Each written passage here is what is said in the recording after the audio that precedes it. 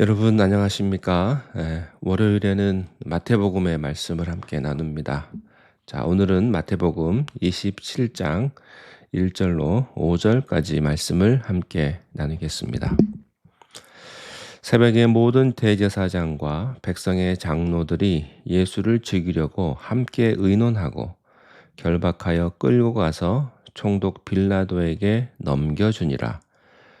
그때에 예수를 판 유다가 그의 정죄됨을 보고 스스로 뉘우쳐 그 은 30을 대제사장들과 장로들에게 도로 갖다 주며 이르되 내가 무죄한 피를 팔고 죄를 범하였도다 하니 이르되 그것이 우리에게 무슨 상관이냐 네가 당하라 하거늘 유다가 은을 성소에 던져놓고 물러가서 스스로 목매어 죽은지라. 아멘. 예수님께서 겟세마네 동산에서 기도하시던 밤에 가룟 유다와 성전 시위대들이 찾아와서 체포했습니다. 그리고 가야바 법정에 예수님을 세웠습니다. 불법 재판을 받게 하신 것입니다.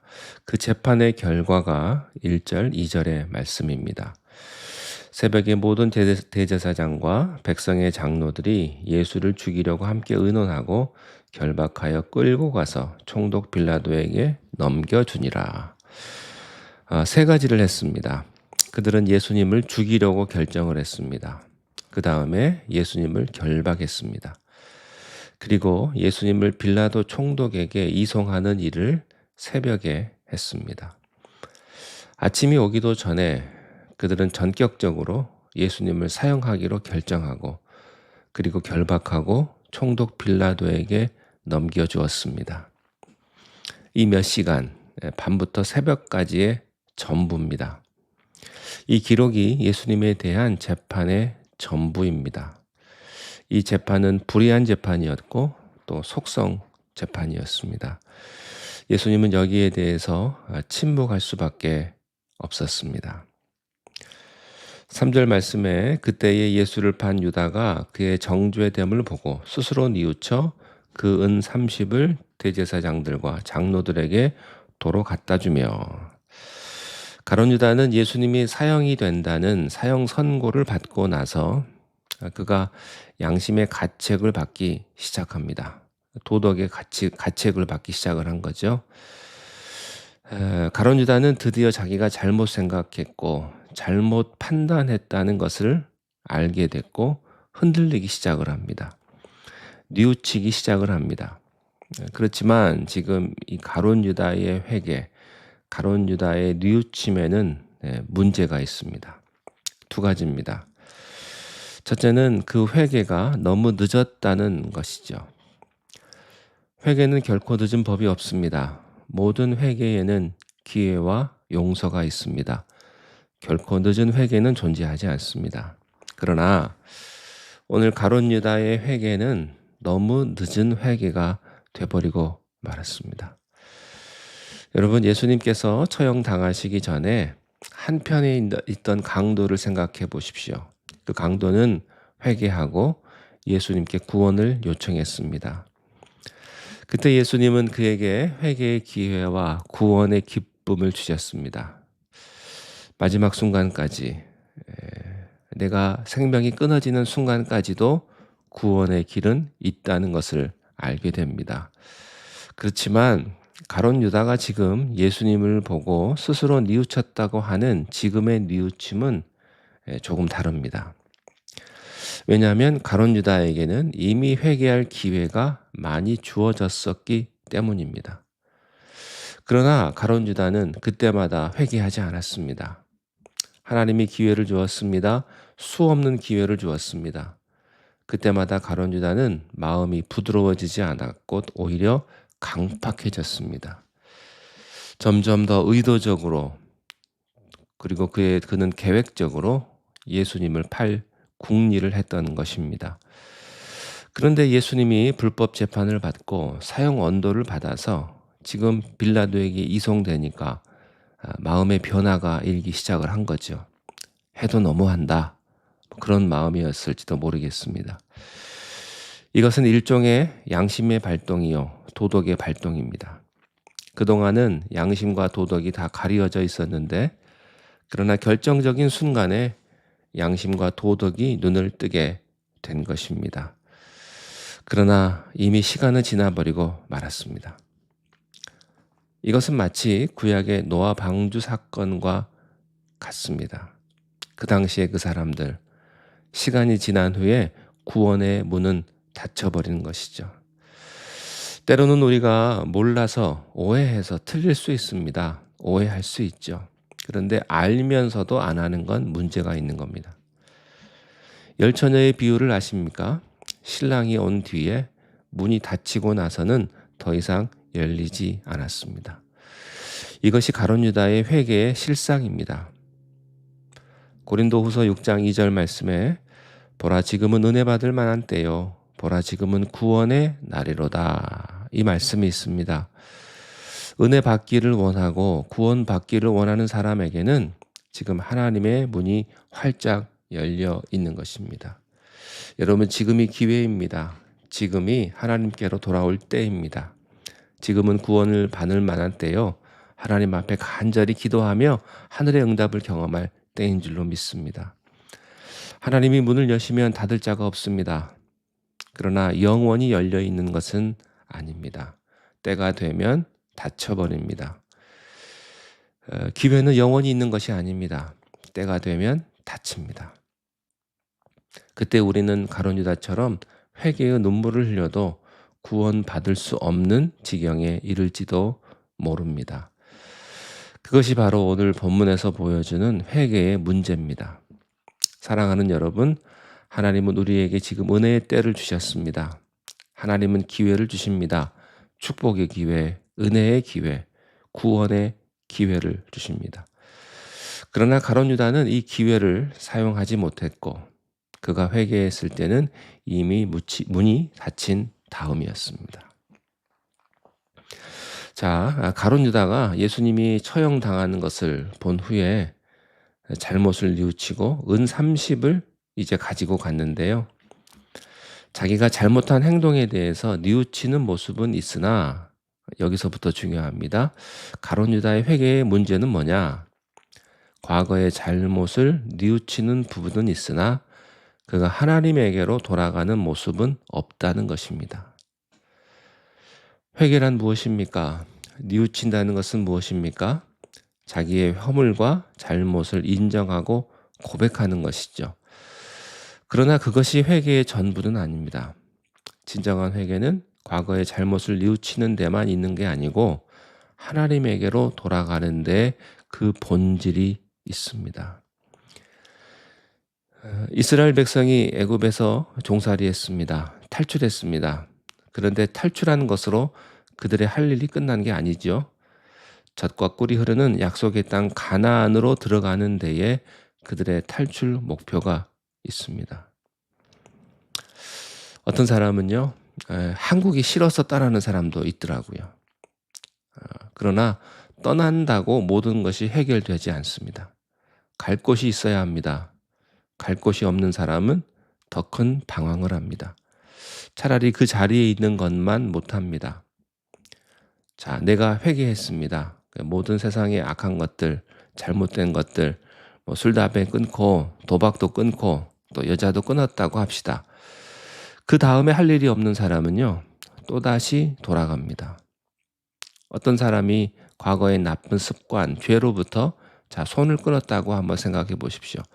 그것이 회개의 전부가 아닙니다. 끊고 어떻게 할 겁니까? 할 일이 없습니다. 목표가 없고 방향이 없으면 그 사람은 더 방황을 하게 되는 것입니다. 우리가 잘못해서 후회할 수 있습니다. 그러나 후회는 구원을 이루지 않습니다. 후회는 좌절을 줄 뿐입니다. 뉘우침은 좌절을 줄 뿐이죠. 회개란 과거의 잘못을 뉘우칠 뿐만 아니라 아버지의 품으로 돌아가야 하는 것입니다. 탕자를 아실 것입니다. 여러분 그 탕자는요, 뉘우칠 뿐만 아니라 아버지의 품으로 돌아갔다는 것이 중요합니다. 그때에만 진정한 회복이 있는 거죠. 가룟 유다는 뉘우쳤어요. 그리고 예수님을 팔았던 은 30을 가지고 제사장에게 갑니다. 그런데 문제는 그가 제사장에게 갔지 예수님에게 가지 않았다는 겁니다. 이게 문제입니다. 가룟 유다의 회개에는 하나님이 안 보입니다. 예수님이 안 보여요.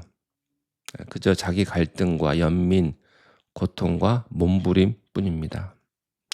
그 돈을 가지고 그는 예수님에게로 간 것이 아닙니다. 가서 4절에서 이렇게 말합니다. 이르되 내가 무죄한 피를 팔고 죄를 범하였도다. 누구에게 하는 말입니까? 제사장에게 한 말이에요. 가룟 유다가 저지른 죄는 제사장에게 지은 죄입니까? 예수님에게 지은 죄입니까? 예수님에게 지은 죄죠. 그런데 지금 가룟 유다는 누굴 찾고 있습니까? 제사장을 찾고 있죠. 가룟 유다가 지은 죄는 예수님에게 관한 것입니다. 우리는 가끔 이 죄의 본질을 흐려놓습니다. 자, 문제가 생겼어요. 내가 어떤 죄를 지었습니다. 그런데 내가 나에게 죄를 지었건 가정에 죄를 지었건 어떤 사회에 죄를 지었건 그런데 사실은 그 죄는 누구와 상관이 됩니까? 하나님하고 상관이 있습니다. 예수님하고 상관이 있어요. 우리가 죄를 회개해야 될 대상은요, 제사장이 아니라 예수님입니다. 어찌 대제사장이나 장로들이 가룟 유다의 죄를 용서해 줄 수가 있겠습니까? 그런데 가룟 유다는 예수님을 찾아가지 않고 제사장에게 고민을 털어놓습니다. 여러분, 우리 죄의 근본 문제는 사람하고 관계되어 있는 게 아니라 하나님하고 관계되어 있다는 사실을 기억하십시오. 예수님하고 관계되어 있습니다. 자, 여기 대제사장과 장로들은요, 자기에게 찾아온 가룟 유다에게 무슨 말을 합니까? 4절 하반절에 그들이 이르되 그것이 우리에게 무슨 상관이냐? 네가 당하라. 우리는 여기서 한 영적인 교훈을 받습니다. 그것은 죄를 짓게 한 자들은 결코 죄에 대해 책임을 지지 않는다는 사실입니다. 어떤 사람이 나를 유혹해서 죄 짓게 했습니다. 이렇게 하면 잘 될 거다. 이렇게 하면 돈 많이 벌 수 있다. 이렇게 하면 권력을 잡을 수 있다. 아주 나에게 옆에 와가지고 속닥속닥 마치 자기를 위해 주는 것처럼 그래서 나쁜 방법으로 죄를 짓게 합니다. 어떤 사람들은요, 자기는 좀 하기 불편하니까 하기 쉬운 사람한테 가서 꼬드겨가지고 그 사람에게 그 죄를 짓게 한 거죠.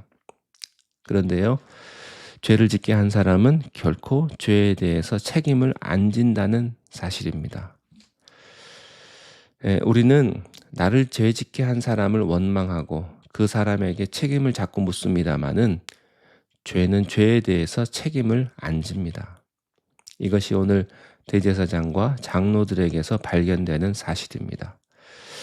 오히려 그들은 무책임하고 잔인한 말을 했습니다. 그것이 우리하고 무슨 상관이 있느냐? 네가 한 일 아니냐? 네가 결정하고 네가 행동한 걸 가지고 뭔 소리냐? 네가 당해라. 이것이 우리가 이 세상에서 흔히 들을 수 있는 말들이죠. 어떤 젊은 남녀가 결혼 전에 깊은 관계에 빠졌습니다. 그들은 젊음을 누렸습니다. 그런데 원치 않게 여자가 임신했습니다. 이때 보통 남자들이 어떻게 합니까? 그게 나와 무슨 상관이냐? 뭐 즐긴 건 피차 즐긴 거 아니냐? 네가 당해라. 수술해라. 그렇게 말하는 사람도 있습니다. 그게 죄의 본질입니다. 어떤 직장, 어떤 조직에서 함께 하다가 잘못되면 네가 당해라. 네가 잘못한 거 아니냐? 이것이 바로 대제사장과 장로들이 한 말입니다. 가룟 유다를 꼬드겨서 은 30을 줬던 사람들입니다. 여러분, 죄와 벌, 그 작품을 아실 것입니다. 반드시 죄에는 책임이 따르게 되어 있습니다. 여러분, 우리가 죄를 지으면 그 죄에 대한 감당은 누가 해야 됩니까? 내가 해야 되죠. 모든 행위는 자기가 감당해야 되고요. 모든 것에는 심판이 있게 마련입니다. 여러분이 한 말, 여러분이 한 행동 다 책임지셔야 합니다. 어떻게 하시겠습니까? 더 늦기 전에 하나님 앞에 회개하시고 여러분의 말과 행동에 다시 한번 생각할 수 있는 그런 지혜가 우리 모두에게 있게 되기를 바랍니다. 기도하겠습니다. 하나님 아버지, 우리의 죄 가운데 하나님 우리의 죄를 꾸짖어 주시고 생각나게 하셔서 하나님 앞에 그 죄를 내어드리며 뉘우치며 회개할 수 있는 참된 회개의 영을 우리들에게 허락하여 주시옵소서. 우리가 무슨 일을 할 때 그 모든 것에는 결과가 있으며 또한 심판이 있다는 것을 깨닫게 하시고 우리의 삶 가운데 책임지는 모습으로 우리의 삶을 살아갈 수 있도록 우리를 선한 길로 인도하여 주시옵소서. 우리를 도우시고 이끄시는 하나님을 오늘도 경험케 하시며 우리의 삶을 주님께서 우리를 복된 삶으로 주님 인도하여 주시옵소서. 예수님의 이름으로 기도하옵나이다. 아멘.